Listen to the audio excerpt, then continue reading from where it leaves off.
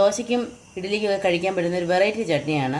അതിന് വേണ്ട ഇൻഗ്രീഡിയൻസ്: ഒരു 4 ചെറിയ ഉള്ളി, 4 വറ്റൽമുളക്, നമ്മുടെ പൊട്ടുകടല വെള്ളത്തിൽ കുതിർത്തത് അല്പം, അത് നമ്മുടെ പരുവത്തിനനുസരിച്ച് ചേർത്താൽ മതി. പിന്നെ തേങ്ങ. ഇത്രയും സാധനം നമ്മളൊന്ന് ചൂടാക്കി എടുക്കാൻ പോവുക. നമുക്ക് ഇതൊന്ന് ഇളക്കി കൊടുക്കാം. ഇതൊന്ന് ചൂടായി വരുമ്പം വെളിച്ചെണ്ണ ചേർക്കണം.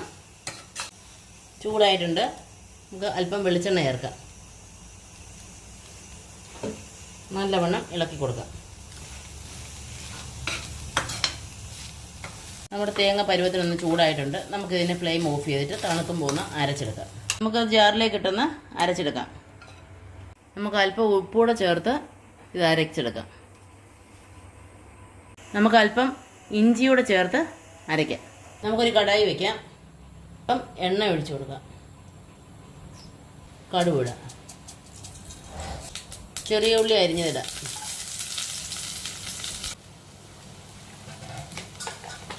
അരച്ച് വെച്ചിരിക്കുന്ന അരപ്പ് ചേർക്കാം. അപ്പം നമ്മുടെ വെറൈറ്റി ചമ്മന്തി റെഡി ആയിട്ടുണ്ട്. എല്ലാവരും ഇതൊന്ന് ട്രൈ ചെയ്ത് നോക്കണം. ഇഡ്ഡലിക്കും ദോശയ്ക്കും ഒക്കെ അടിപൊളി ചമ്മന്തിയാണ്.